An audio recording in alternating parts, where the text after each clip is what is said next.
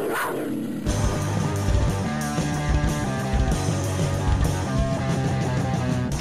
opportunity for Davey. Shot blocked down, rebound, score. Alexander Barkov now all alone atop the Florida Panthers all-time goal-scoring list. That's career goal number 189. Welcome to Project Panthers, a weekly podcast discussing your Florida Panthers. Now, here's your host, Brunswick. What a week. The show is Project Panthers. I am indeed your host, Brunswick. Welcome back to another episode of the only solo Florida Panthers podcast on the World Wide Web. If you're hearing the sound of my voice, that means you found us on YouTube, Spotify, Apple Podcasts, or any other major podcast platform out there on the internet. Remember to follow us on Twitter at Proj Panthers, that's P-R-O-J Panthers, and on Instagram and Facebook by searching Project Panthers and Project Panthers Pod. The Panthers are no longer undefeated, and actually, they're slumping a bit. At least they were. Interim head coach Andrew Brunette has had the team for a couple of weeks now, and well, the results are mixed at best. Is he to blame, or is there a deeper rooted problem with this team that we've been ignoring for, the better part of this hot start? Current Panthers record sits at 11-2-3, still good for first in the Atlantic Division, but the suddenly hot Toronto Maple Leafs are right on their heels, and Captain Alexander Barkov may be out for an extended period of time. Say it ain't so. But let's just see how we got there.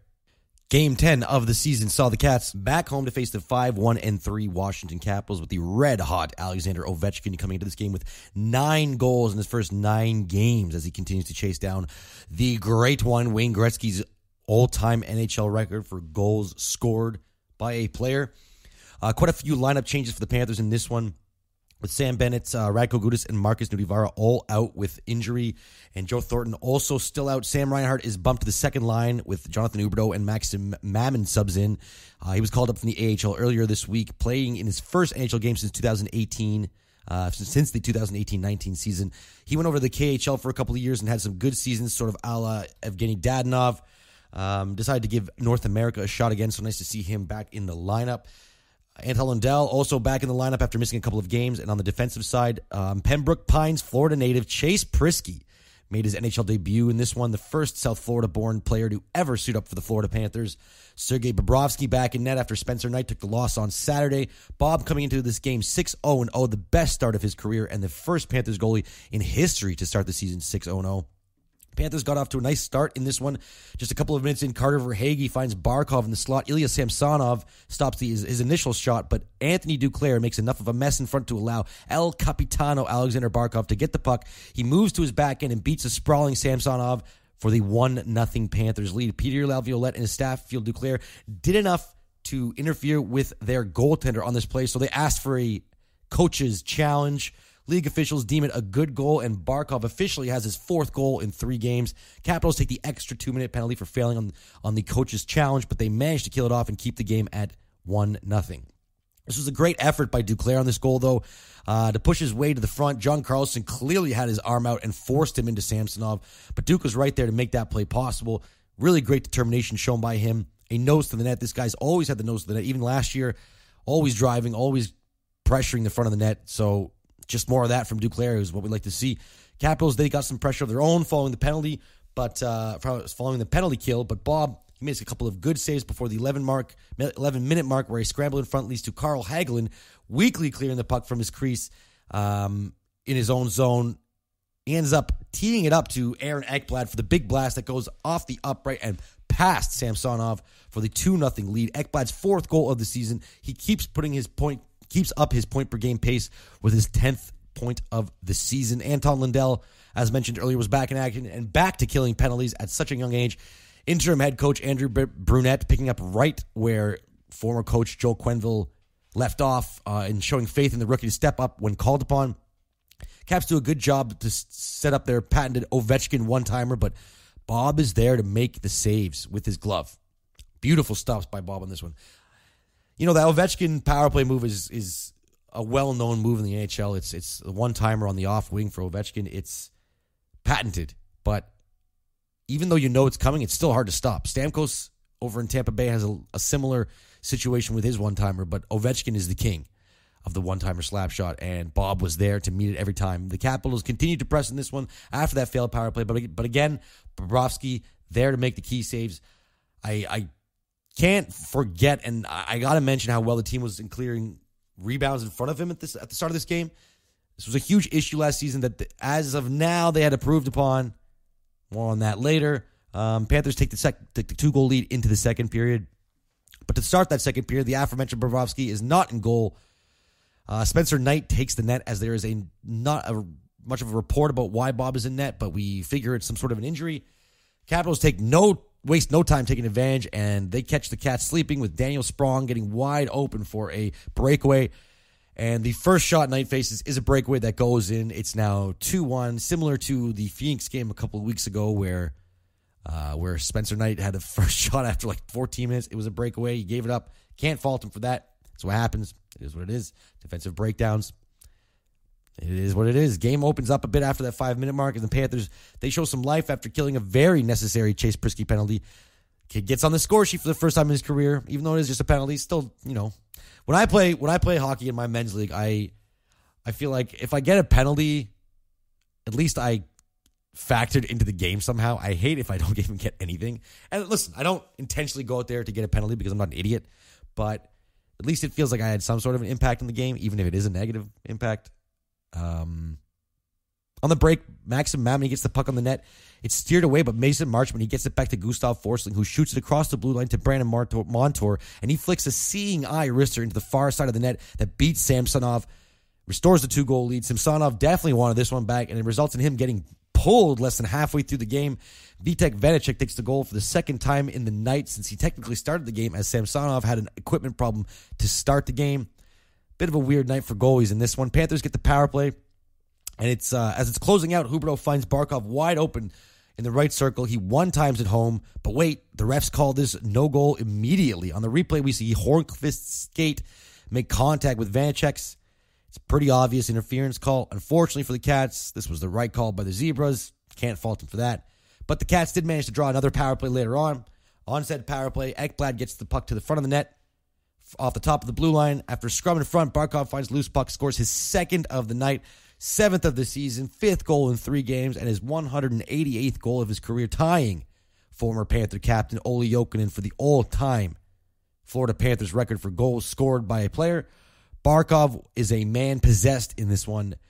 With under 2 minutes to go, Alexander Ovechkin gets sprung in the Panthers zone. He uses Forsling as a decoy and just snipes it past Spencer Knight just under his glove. An absolute laser for his 10th goal in as many games. I mean, just a goal scorer scoring goals. That's what this guy does. Just makes it look easy. With under 20 seconds to go in the second period, though, Caps at the post, but the Panthers fail to recover. Ovechkin finds Karlsson. He takes a shot, and Tom Wilson screening Spencer Knight in front. He gets a stick on it to tip it past him. Cuts the lead to 1 with just 16 seconds to go. Panthers getting outshot 31-25 through 2 periods, and suddenly not so in control of this game as the scoreline may have indicated 15 seconds prior. Panthers do manage to hold on to the lead for the first 6 minutes of the third and actually dictate most of the play. They came out pretty hungry in this third period, really wanting to add their lead and pad their lead and sort of lock down that lead. But the Caps, they don't give up, and they get a very fortuitous bounce after Ovechkin throws the puck in front. It floats over the Panthers net. So he tossed it in front of the net from behind the net. It floats over the Panthers net in what could only be accounted to a slow motion movie scene type sequence. Everyone loses sight of it. Connor McMichael does not. He turns around, whips a shot past Spencer Knight for his first career NHL goal. This ties the game at 4s. Caps kept pressing after that 4th goal, but the Panthers, they managed to survive the pressure and get some chances of their own before the game finally moves to the overtime period. In the extra frame, Panthers dominate possession for the majority of the extra frame, but Caps do play an unusual strategy here. They kept Ovechkin on the bench at the beginning until they got possession, but they never actually got possession. So not too sure what Laviolette was trying to do there. Don't think it worked because Forsling, he breaks into the zone. He leaves it for Eetu Luostarinen. He throws it in front to Frankie Vetrano, but Tom Wilson on the back check actually pokes at it, and it just so happens to deflect off his stick past Vanacek for the OT winner. Eetu gets the credit for it, his first OT winner of his career and already his 3rd goal of the season. Panthers win and move to 9-0-1 to start the season, staying undefeated in regulation. Main takeaways from this one: Patrick Hornqvist was very visible tonight. With Bennett and Gudas out of the lineup, he really stepped up his game in that agitator role, that physical presence, that annoying little, gets under your skin role. He was getting under the Caps' skin all night, mouthing off with Ovechkin at the end of the second period. Even though Ovi had a good night, it didn't necessarily knock him off his game. Not much does, but you love to see that kind of passion from a vet like Hornqvist. It's one of the reasons he was brought to this team, because they had a lack of that, and he stepped up big in this one with that. The forecheck in this game was also a real X factor for the Panthers. They were dominant in the cap zone and relentless. The Caps don't have the fastest moving defense, and the Panthers worked that. Despite having some gaps in their own zone and some bad luck, they managed to get the win in OT, thanks in part to that extensive forecheck. Game 11 versus the Hurricanes. This kind of felt like destiny up until the Bruins game last week. Sure seemed for a second like both these teams would stay undefeated until their meeting on Saturday night. Well, one team held up their end of the bargain as the Hurricanes came into Sunrise with a perfect 9-0 record and looking to move to double-digit victories without a single loss on their record. Spencer Knight back in net for this one as Bobrovsky still ailing from that injury that took him out of the Capitals game. Big news ahead of this one was actually that Alexander Barkov would miss this game with an undisclosed upper body injury. Cats Nation was hoping there was nothing serious. It wasn't, thankfully, but they were without the captain in this game. Arguably the biggest game of the season to date. I know that's weird to say. About 10 games in the season, but, at this time, it felt like this could be an Eastern Conference final matchup. I don't know about that anymore. My faith has dwindled over time, but again, I'm getting ahead of myself.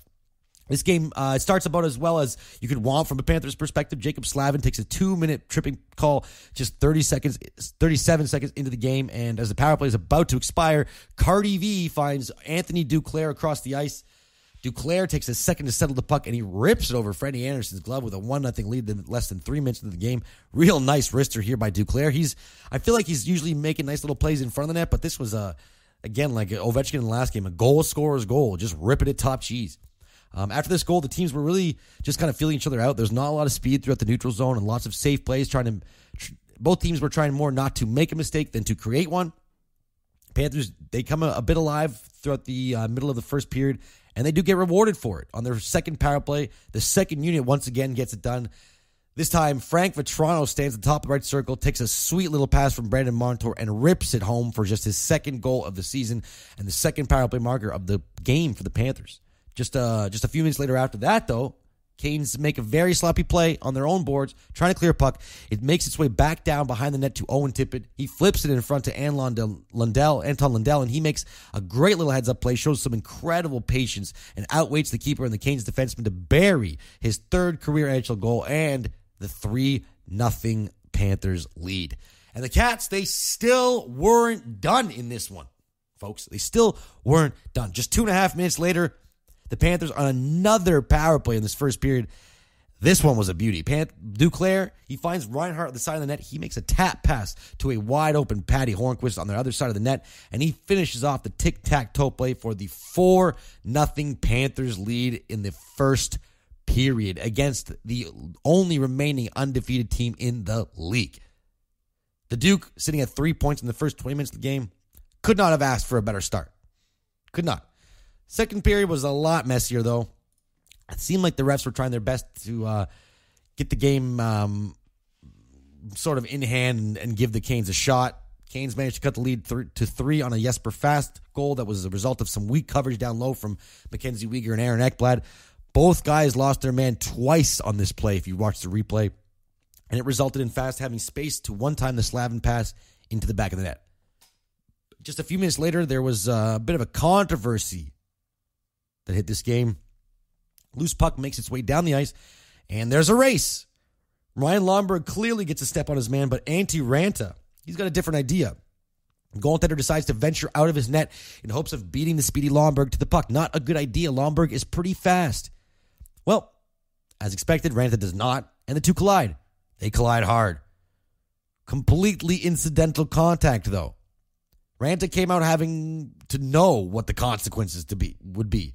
You don't jump out of your crease 20 feet and expect immunity. That's not how it works on a hockey rink. From the replay, you could tell Ryan Lomberg noticed Ranta at the last second, and it appears that he tries to let up a bit as contact was made. He sort of put his arms up to brace himself. Obviously, Ranta took the worst of it because he had much less speed and momentum than Lomberg. The refs decided to give Lomberg a 5-minute major for this and a game misconduct. Yeah, I don't see in what world this is a 5-minute major penalty. Goalies aren't immune to contact when they leave their crease. Their crease exists for a reason and is there to be a safe space for goaltenders. Stay there if you want to stay safe. Once you go out into no man's land, there's an added risk that you need to be aware of. And it's different when a goalie goes behind the net to play a puck and a player comes behind the net and just drops him. But this was Ranta running out or skating out on a play that was obviously had a lot of momentum coming towards his way, and he chose to take the hit. He's still out with injury to this day. This is almost 2 weeks later. So, not a great play by him. Not a great move. Hopefully he recovers. Don't want a guy injured, but not smart. The call went his way, though. Canes take advantage of the 5-minute power play. When everyone's favorite former Panther, Vincent Trocheck, he taps the puck into the gaping net off a bad bounce off the end boards.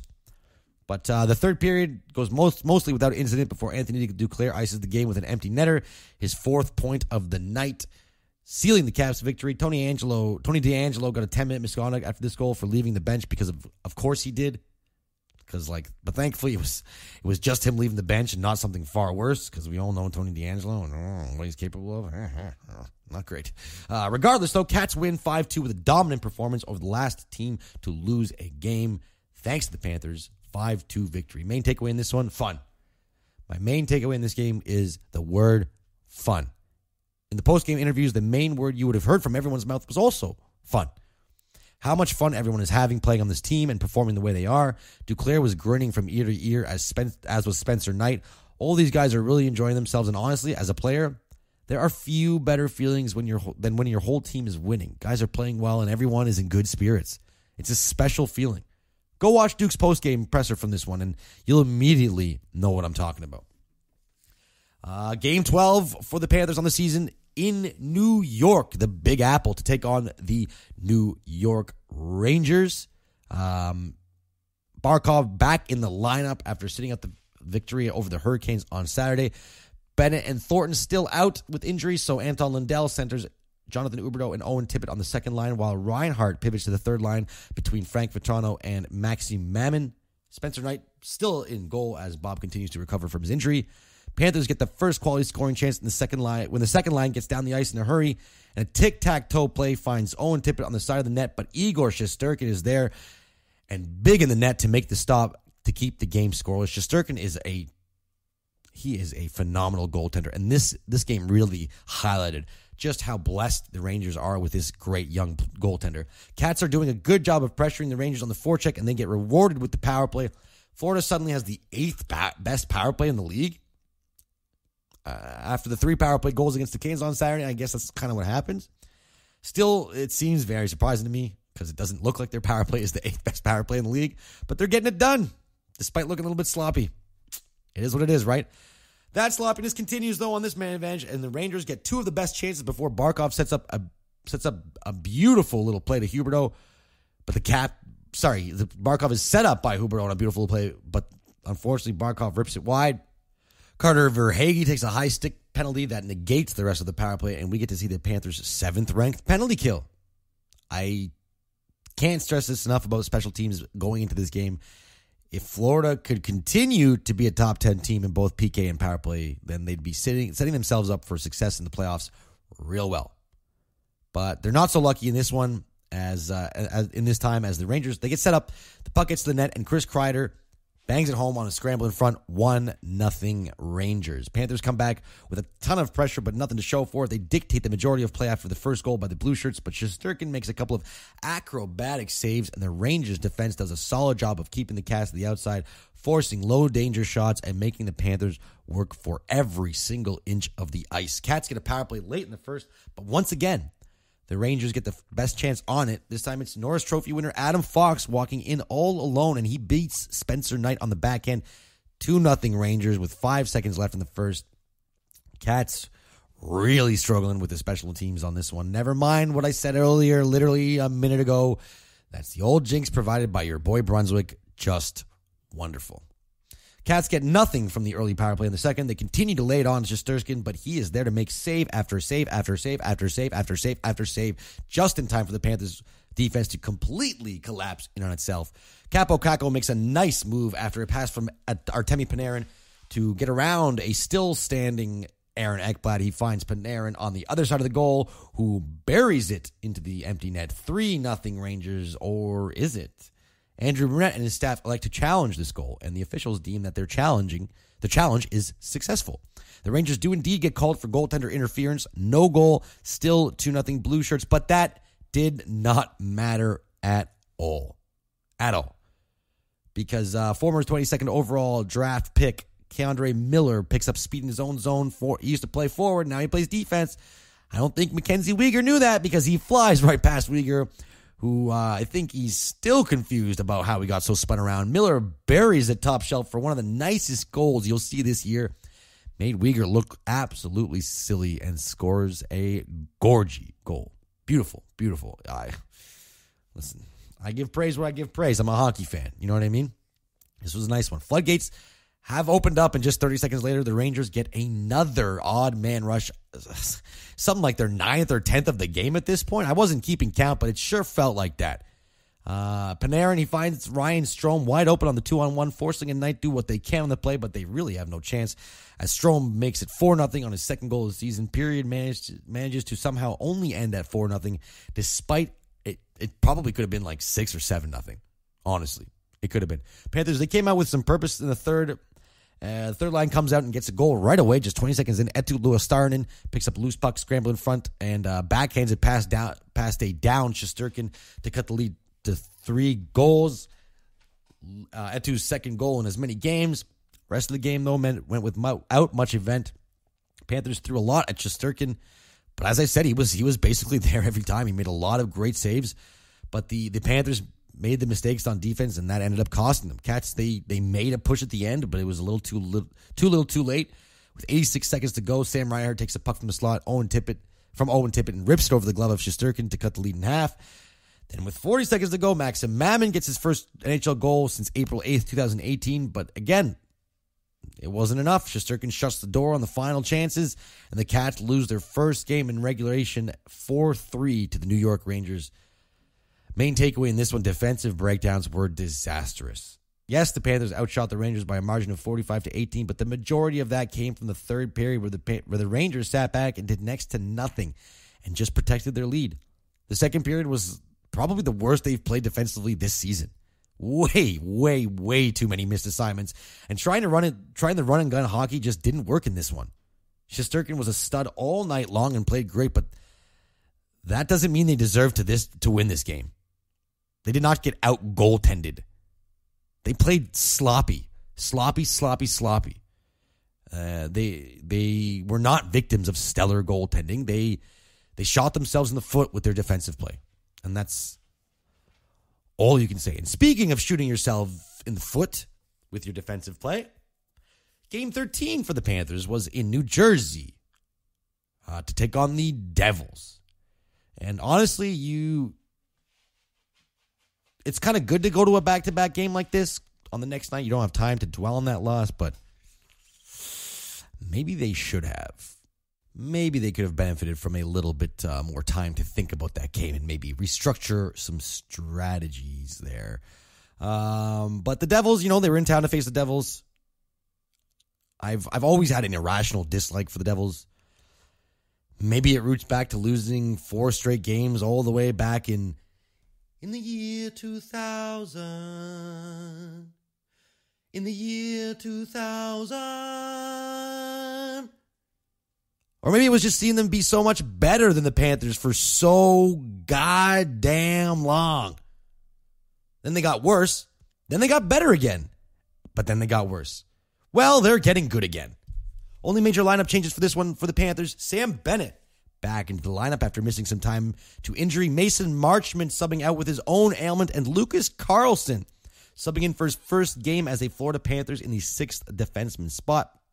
Spencer Knight surprisingly still in net despite Bob dressing as the backup. This is tough for the kid to play in back-to-back nights. It's never easy. Well, the aforementioned Sir Samuel of House Bennett makes his presence felt almost immediately as he comes in on a wraparound, gets his own rebound, didn't wrap it in, he just got it, and slides it past Mackenzie Blackwood for the early 1-0 Panthers lead. The teams exchange chances in the first before the Devils draw a power play on the Lucas Carlson penalty. On the ensuing power play, Jesper Bratt is wide open.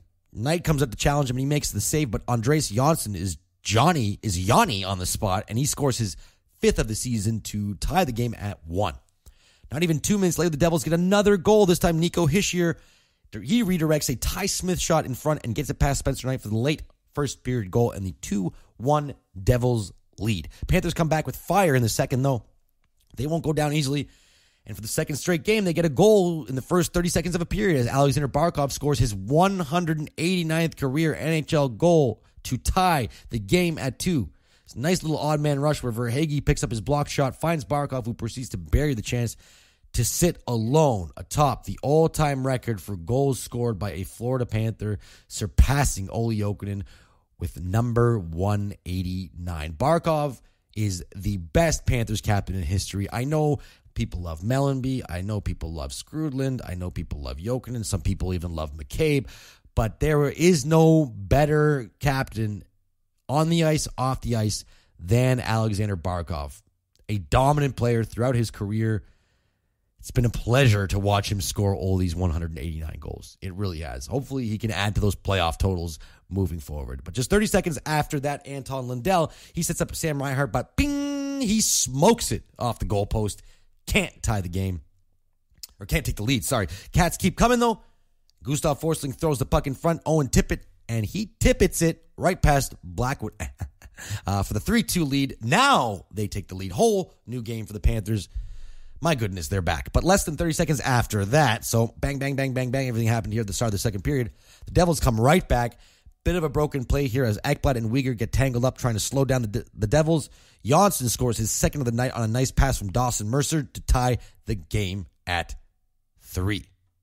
The second period is more Devils than anything. They do well holding the Panthers off while still generating enough speed in the neutral zone to keep up their own scoring chances. Panthers had a lot of trouble keeping the Devils to the outside. They're a pretty fast team, deceptively fast. I don't think you would look at their roster on paper and think, wow, this team can skate. But they can skate. They kept up the pressure late in the second. This time, PK Subban is the beneficiary of a Dawson Mercer pass as he one-times a blast from the point, scores his first goal of the season. 4-3 Devils lead late in the second period. Now, remember how I said the wheels fell off for the Panthers in the second against the Rangers last game? Well, it was basically the same thing in the third period in this one. Pavel Zacha and Ty Smith score less than 30 seconds apart on 2 shots. Could have been 3 as they hit a goalpost between the 2 goals. Zacha's goal was the team overcommitting while shorthanded and leaving the Devils to come back on a 3-on-1. And Smith's goal was just a shot from the point that he got lucky in redirection and made it 6-3.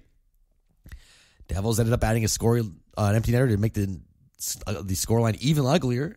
7-3 final, second straight regulation loss for the Panthers. Main takeaway from this one, I mean, I saw a lot of people trying to blame Spencer Knight for these last 2 games, other than blaming interim head coach Andrew Brunette, because I saw a lot of that as well. And I don't think either is to blame at this point. Brunette has barely had this team long enough to make any sort of realistic influence, negative or positive. And Spencer Knight is a friggin' rookie. He's a rookie. Come on. Playing back-to-back games in one of the hardest road swings in the NHL. Regardless of how the Rangers and Devils are doing every year, it's never easy to come out with points in these 2 barns, especially in back-to-back nights. If you're blaming a rookie goalie because Ekblad and Uyghur once again had piss-poor games as a pairing, or Brandon Montour decides to make another poor decision in his own zone, I don't know what to tell you. This team's problem is defense, and it's extremely glaring. Replacing Mandel with Montour was borderline lateral at this point. Because, yeah, Yandel sucks defensively, but he's better offensively. This team desperately needs at least one other body back there. And honestly, Lucas Carlson was the team's best defenseman on this night. And no, that's not a shot at Carlson because he did have a good game. But that should never be the case with the name the Cats have on their blue line. Unacceptable play from their defense in this game. Unacceptable. Whew. Cats back in action in Game 14 in Pittsburgh to face the Penguins. Patrick Hornqvist returns to his old stomping grounds where he won 2 cups with the Pens, so an emotional night for him. Only major lineup change for the Cats in this one from the Devils game was Sergei Bobrovsky getting back in net. Looks to continue his 6-game winning streak to start the year and come back strong from his short injury layoff. Lucas Carlson is still holding on to that 6th defenseman position after a strong debut against the Devils, and Ryan Lomberg slots back in the lineup for Maxim Mamin as Brunette looks for some more energy from his bottom 6. Panthers get a power play less than 5 minutes into this one, and Jonathan Huberdeau wastes no time as he rifles a puck on net, but rings it off the goalpost. So Huberdeau's goal streak continues. It's only like 4 or 5 games, but still, you want to see that man get goals, right? Hornqvist was stopped on a rebound, but also hit a goalpost. But the Cats, they failed to take advantage of the extra man. Panthers really suffocating the Penguins in their own zone, skating hard and moving the puck well, also moving their feet on odd man rushes, catching the Penguins on a couple of line changes. Vetrano, a very visible player throughout the first period, and honestly all night in this one, he was maybe the Panthers' best forward, but not a lot to show for the effort despite outshooting the Pens 8-2 at the midway point of the first period. Pens take this as a wake-up call. They come back from the TV timeout looking like a totally different squad.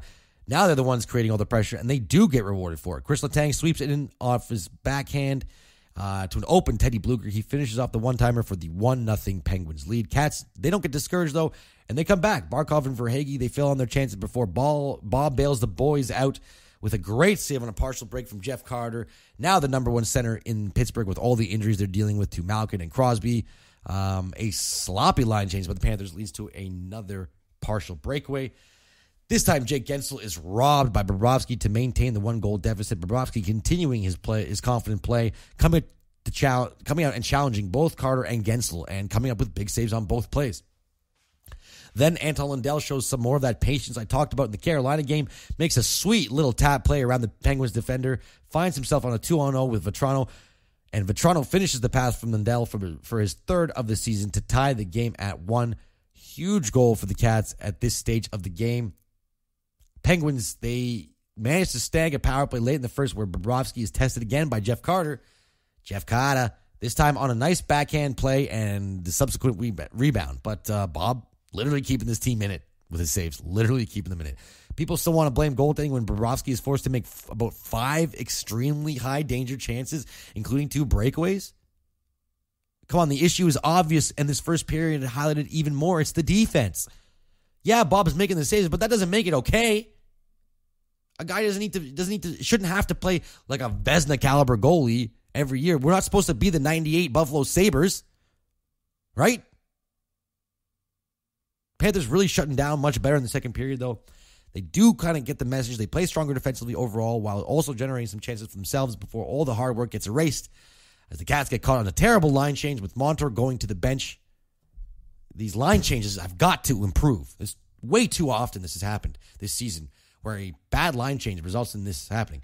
Montour goes to the bench, forcing Gudas to race onto the ice, but, I mean, it's Radko Gudas. He can't race to anything. He's not a fast skater. Listen, he's solid back there at times, but he's not a skater. And Montour should have recognized this. I don't know what the hell he was thinking. Really bad awareness. It's too late for Gudas to catch up. Rodriguez gets a wide-open breakaway, scores the goal for a 2-1 lead with just 2 minutes to go in the second period. Real momentum shift here, and just not what you want to see. Cats start the third on the power play after Anton Lundell draws a penalty late in the second period, but they fail to get anything substantial. But that's just A-okay because the top line gets back out there after the power play. Carter Verhaeghe finds El Capitano Barkov in the slot. He proceeds to snipe a Brian Holzinger right over Jari's glove to tie the game at 2. The captain and his crew managed to tie the game with plenty of time left on the clock. They get it done again. Barkov is just dominant this season. Dominant. But the rest of the team, not so much. Panthers, they're trying the damnedest in this game to take the lead, but Tristan Jarry makes some really clutch saves. Jarry looking much better this season than he did last season, and I'm sure the Penguins are very happy about that. The Pens did push back, but Bob also there to answer the call. With 5 minutes to go in the top line, they go to work again. Verhaeghe at the end of the shift finds Duclair streaking in the slot. Cardi V makes a pretty little pass on Duclair's stick, and he slaps it past Jarry for the 3-2 lead. Or does he? Well, yes, he does. But does the goal count? Because when I ask that, It's going to be a review. Pens quickly call for the coach's challenge, and upon review, the replay, we see that Barkov just failed to keep the puck in the zone moments before the goal. It was only an inch or two max past the blue line, but there was white ice between the puck and the blue line, so it was clearly conclusive, more than enough for the Zebras to call the goal back and keep the game tied. No goal lights. The no goal lights a fire under the ass of the Penguins, but they start playing real hard trying to get a goal of their own. But the Panthers, they are there to match their energy. The game really opens up for the last couple of minutes as both teams push for that regulation win. But the second time this season, the Panthers and Penguins will go to overtime. Overtime is, of course, overtime. Tons of chances at both ends, but things settle down with 90 seconds to go as Jake Gensel runs over Bobrovsky at the top of his crease and manages to only get a 2-minute minor for goalie interference. He basically came off the bench and skated at Bobrovsky, not intentionally, but he skated towards him with momentum and took Bobrovsky out. This is 2 games or 3 games, whatever it was, after Blomberg got a 5-minute major for Antti Ranta going on a goddamn adventure out of his own net, 20 feet out of his crease. Bob was at the top of his crease. Gensel nailed him with his knee to the head. It's fucking bullshit. Completely. Like, the officiating in this league is embarrassing. And this is a clear indicator of that. If you're watching these games, I mean, you already know. Pardon my French earlier, but it is what it is, right? Panthers get a ton of chances on the power play, but they just weren't decisive enough to make a great decision. And the game goes to a shootout. Huberdeau scores on his chance after Barkov is stopped. Hornqvist, he got a chance to win it in his old home, but he shoots it right into Jari. Jeff Carter proceeds to score in the extra round. And Anton Lundell, in his first shootout attempt of his NHL career, he just beats Jari through the 5-hole, but he doesn't beat the goal post. It just pings off and out. Penguins win 3-2. Main takeaway of this one of those nights. I think the Panthers had some great chances. They thought they might have it late with the Duclair goal, but they didn't get it. I don't think coaching to blame. Definitely can't blame Bob for this one. He was the reason it wasn't 5-2. And again, the holes in the defense are ever more glaring every single game. Coach Q leaving the team is nothing but a convenient excuse for this group of guys right now. And they just aren't getting it done right now. Forsling looked exhausted all game, and I think Weegar and Ekblad should be split up. I really do. Weegar did so well with Forsling down the stretch last season, and I believe the combination of both X and Weegs is just too slow on the ice right now. Neither is the strongest skater, and they suffer for it at times. Mixing up the pairings might help breathe some new life into this defense, but I still believe a personnel addition is required. I really believe that they need one more guy back there. Game 15 in Tampa Bay. Basically no lineup changes for the Panthers ahead of this one. 19th meeting between these squads on the calendar year. That is a lot of hockey between two teams. Brunette, I guess he liked what he saw from his group in Pittsburgh on Thursday and likes to go with the same selections for this one. First period starts with a lot of pressure from Tampa Bay, but Bob is ready to go early to start the game before Anthony Duclair gets stopped on his own breakaway. That Vasilevsky manages to make look easy, which I feel like he makes almost everything look easy. Weegar takes an interference penalty in his own zone, and on the ensuing power play, Pat Maroon stands in front of the net and taps in the pass from Ross Colton for the 1-0 lead.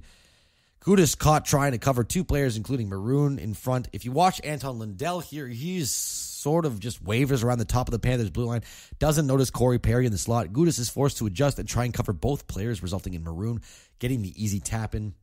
There will be growing pains with rookies, and this goal is a clear example of that. Bolts end up carrying the 1-goal lead into the second, and Patrick Hornqvist takes it upon himself to try and get something going for the Panthers by starting a fight with Braden Point. One of the better tussles I've seen from the Panthers in recent memory. Pretty even fight, too. Really, really good little brawl between these guys. Unfortunately, it does not have the desired results that Hornqvist had because the Panthers, they give up another one. Victor Hedman picks up the puck on the deflected pass that probably couldn't have been a better play for him. Real nice little fortuitous pass for him. Bob is forced to stretch all the way across his goal, but he can't make it in time, and Hedman scores just his second goal of the season, puts his group up 2-0. Brunette has seen enough of the line pairings at this point. He starts to switch up things, and it seems to work a little bit. Huberdeau takes a light pass from Barkov as they have been reunited on the line, and Barkov takes a hard hit on the sideboards to make the play, but Hubie makes a sweet little move to the slot, gets around the defender, and snipes it over Vasilevsky's glove to cut the lead in half.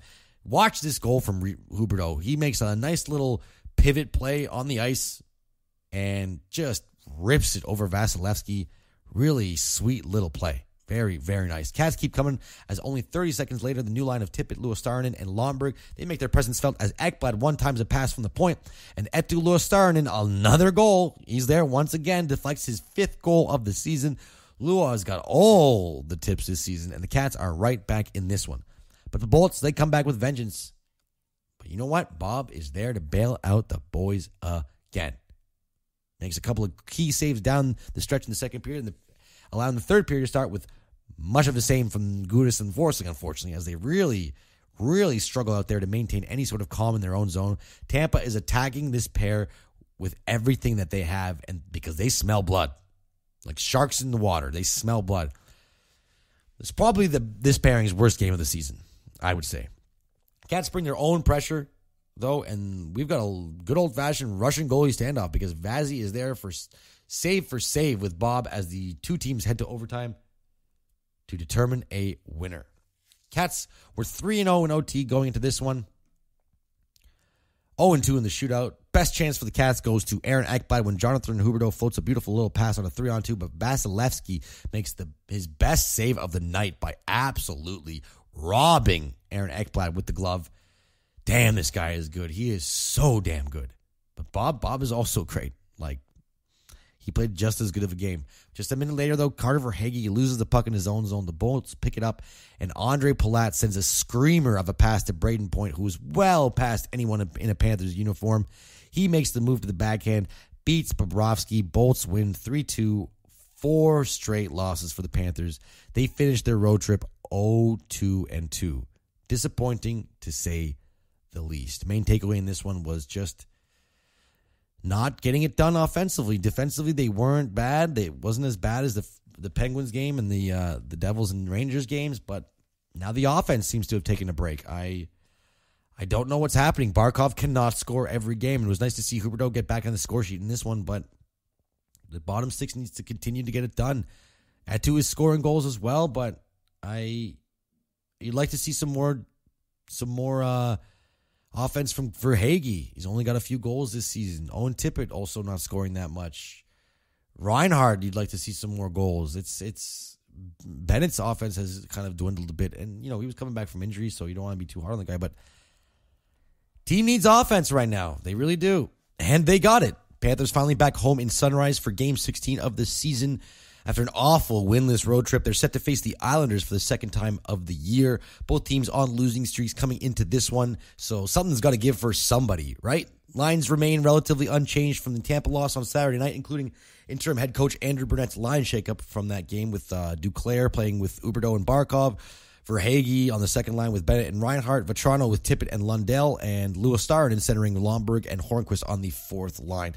Kevin Connaughton does get back into the lineup for this one as Lucas Carlson takes his seat. A little questionable move in my personal opinion, as I liked what I saw from Carlson in his first few games. But I get it. Giving Connaughton some ice time, keep him fresh. I understand. Bobrovsky back in net as a defensive pairing stay the same beyond the Connaughton sub-in. Islanders, they're struggling a bit in this season, going into this one, sitting at 5-5-2 for the year. 3-game losing streak ahead of tonight. They're struggling to score goals. Second last in that category in the league, and not great right now. A lot of guys having bad starts to their seasons and maybe, worse starts to their careers in terms of a season. But they are second in goals against, so Barry Trotz's team, although not scoring a lot, also not giving up a lot. Kind of Islanders hockey, the way it's been for a long time, right? Panthers get called for slashing early on in this one. Cardi V goes to the box. Panthers do manage to kill it off, and not long after the penalty expires, Barkov breaks into the zone with Duclair. He finds him streaking down the left side. Duke sends it in front, and Jonathan Huberdeau is Jonathan on the spot to slam it home for his 5th goal of the season. The huge penalty kill, ton of block shots, lots of sticks in the lanes. They were all over the Isles in this penalty kill. It kind of set the tempo for the Panthers and allowed them to come back, get this first goal, and take advantage and have that early lead. Isles did do their best to congest the neutral zone after that goal, slow the Panthers down a bit. It was working for a little bit, but the Cats still managed to dominate the early first period with an 8-1 shot advantage. At one point, the Isles do storm back with 7 of the next 8 shots, but Bob is there to hold them off and maintain the Isles' anemic offense, at least statistically. Fourth line does get out there with just over 5 minutes left. They generate a ton of pressure in the Isles zone, keeping the puck in multiple times before Brandon Montour throws a backhander towards the net. Hornquist gets a stick on it to bounce out in front, allows the puck to bounce out in front to Ryan Lomberg, and he scores his first goal of the season, puts the Panthers up 2. It was great pressure on this play by this fourth line. They skated their asses off for the entire full shift, so you know it felt good to get that goal at the end of it. It always does. Less than 2 minutes later, Verhaeghe breaks into the zone. He gets around Adam Pellich. He sets up Montour, who gets robbed by Ilya Sorokin. But Verhaeghe's a little sneaky. He gets around behind the net, picks up the loose puck, and scores his 4th goal of the season. 3-0 Panthers. We aren't done yet, folks. Just like this episode started, this episode is going to end with a 4-goal first period. Luo Starinen forces a turnover in the Isles zone. Patrick Hornquist picks up the loose puck. He finds the tiniest little sliver of space above Sorokin's shoulder, places the puck exactly in that spot, scores his 2nd goal of the season. Sorokin definitely wanted that one back. Not a pretty goal for him to give up, especially after giving up 3 already in the period. But a nice shot by Horny. First period ends with that 4-0 advantage for the Panthers. It's like that road trip never happened, baby. Second period starts and No, it's not good. Cats get possession of the puck a couple of minutes into the stanza. Barkov, he takes the pass and moves into the Isles zone. Scott Mayfield comes in for the hit, sticks his leg out a bit. It catches Barkov on the knee, and Barkov goes down very hard, very, very hard and awkwardly. I'm not sure if Mayfield intended to hit Barkov in this way with his knee, but the officials did say he did, and they gave Mayfield a 5-minute major and a game misconduct. Barkov goes to the dressing room, and I don't know if it was intentional. It's really tough to say. It kind of looked like Mayfield was going for the hit, but at another angle, it also looked like he stuck his leg out a bit. I don't know if he'll face a suspension. I think he might, just because, NHL dynamics. Barkov's a star. Mayfield's not. If he's out for a prolonged period of time, I don't know. Really curious to see what the diagnosis is. Barkov did not return in this game. I'm not trying to be a spoiler, but he did not come back, so it's not great. The resulting power play ended up with nothing for the Panthers, as myself and all you Panthers fans sit on pins and needles waiting to hear anything about Barkov after this game. With just over 5 to go in the second period, though, Ekblad finds Uyghur across the blue line. The ice opens up for Ekblad. Uyghur finds him right back. Ekblad winds up and blasted past Semyon Varlamov, who took over the net from Ilya Sorokin to start the second period. 5-0 Panthers on Ekblad's 5th goal of the season. Dominant performance continues for the Cats offensively. I say that word specifically, offensively. Isles come back down the ice.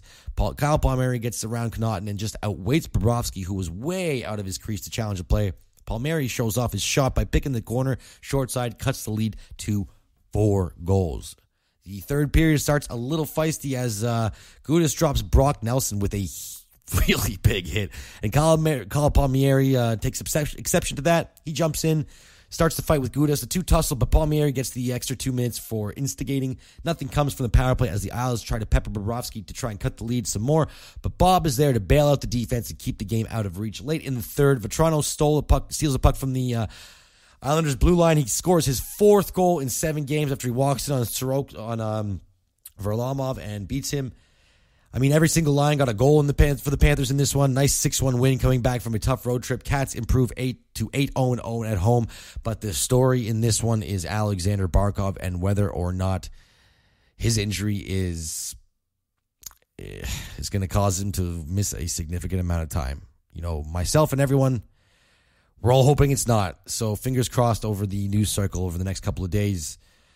7 of the next 8 games for the Panthers are at home, so hopefully they can build off this momentum from the Islanders win. The Devils are coming to town next, as well as the Flyers with a trip to Washington in between the home games.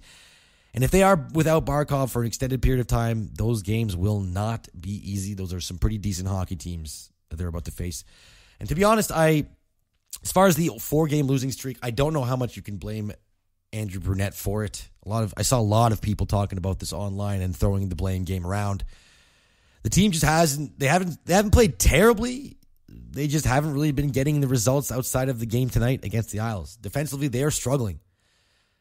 don't look at this Isles game as an indicator because their offense is borderline non-existent at this stage. The Isles are terrible. They cannot score goals. Kyle Palmieri, who is supposed to be one of their best goal scorers this year, scored his first goal of the season in this one, in Game 13. Bob was still forced to make a lot of key saves. Isles did not lay down and die, and Bob made some good stops, but the defense wasn't exactly shutting things down in front of him. I maintain firmly that this group desperately needs help on the back end. Throughout the last couple of weeks, we've seen every pair struggle. Ekblad and Uyghur failing to be the top pairing the team needs them to be, and Forsling and Gudas getting dominated at times and just not being able to play well together. I'm not sure if that's Gudas regressing or what, but Forsling also doesn't look as strong in his own end as he did last year. At times in the Tampa series last season, Forsling was by far the team's best defender. Personally, I'd like to see the defensive pairing switched up, but Forsling back with Uyghur, give them that mojo from last season, seeing if they can get that back. Ekblad, maybe give him Lucas Carlson. I don't know. I know that's pretty far down the depth chart, but Carlson played well in the first few games, and honestly, I don't see Montour or Gudas being good enough to log those kinds of minutes. Maybe Carlson isn't either. He might not be up to snuff, but I say give him a shot and maybe he'll flourish. Or honestly, you go out and get someone else because I don't think that this is enough personnel. Nudivara obviously has not grown into the player that we may have hoped he would be. There really aren't other options. Kevin Connaughton is what Kevin Connaughton is, a serviceable seventh defenseman. Really, I don't know what the plan here is for Zito and company on the defense. And also, I can't give cut the forwards any slack. Defensive responsibility falls on the whole team, and I can't really say the forwards have been carrying their fair share of the load. As far as the coaching position, I'm curious to see what Zito has in mind. It does seem like Andrew Brunette just might not be the coach for this group right now. Again, I say that very gently. I don't know for sure. I haven't really seen any adjustments throughout games from him, but in the Tampa game, he did try at least switching the lines, and they did seem to work somewhat well into the Islanders game tonight. But to be honest, none of us are in the locker room. We're not there. We don't see the everyday happenings. The results definitely aren't there, but the team may be turning it around after this Islanders game. I don't know for sure. It's only one game. It was a 4-game losing streak. And listen, hockey season's long. 4-game losing streaks do happen. I'm not, pushing the panic button by any means right now, but their defense is struggling. This group is having similar defensive issues as when Coach Q was still with the team. And they were masked by the explosive start from the offense along with Bob's Vezina caliber goaltending. I don't expect some new coach to come in after Brunette and this team suddenly goes on another 9-game winning streak. It's just extremely unlikely. Their special teams have also fallen out of the top 10 league-wide, with their PK being in the bottom half of the league and dropping almost every game short of this game against the Isles. As you can see, there's some problems with this team, and they're starting to come out, and they will come out over the course of a season. They'll continue to. I think it still harps back to their lack of ability to cover the front of the net. Teams beat the Cats on the scramble in front almost all the time. Clearing pucks from the front of the net is important. They were getting better at it at some point. I mentioned it earlier in this podcast. There was noticeable improvement on that front, but as these games progressed throughout the last couple of weeks, they fell into old habits, and those old habits are going to be harder and harder to kill as the season progresses if you don't tend to them quickly. Can a coaching change fix this? Maybe it will, but I'm a firm believer that the problems are a little bit deeper than just a coaching staff issue and more rooted in the personnel and the guys we have on the ice right now and the group that we've put together on our defensive side. But that's going to do it for me this week. Thank you again for listening to Project Panthers. As I mentioned earlier, the Cats have got the New Jersey Devils coming to town on Thursday. Really hope that they take this homestand as a chance to turn things around, build on the win from the Islanders, and get some solid ground underneath them. The Leafs are playing really, really well, and all of a sudden the Atlantic Division doesn't seem like such a lock as it did a couple of weeks ago. The Lightning, they're only going to get better when Kucherov returns in Boston. Well, Boston is Boston, and honestly, Detroit doesn't seem like that much of a scrub team this year either. It's going to be a crapshoot as we go down the stretch, and it's only game 16, so we got a long way to go, folks, so buckle up. Thank you once again for listening. I am Brunswick. This has been Project Panthers. Remember to follow us on Twitter, Instagram, YouTube, Spotify, and anywhere else in the world, on the World Wide Web that you find us. Go Cats, go. You have yourself a week.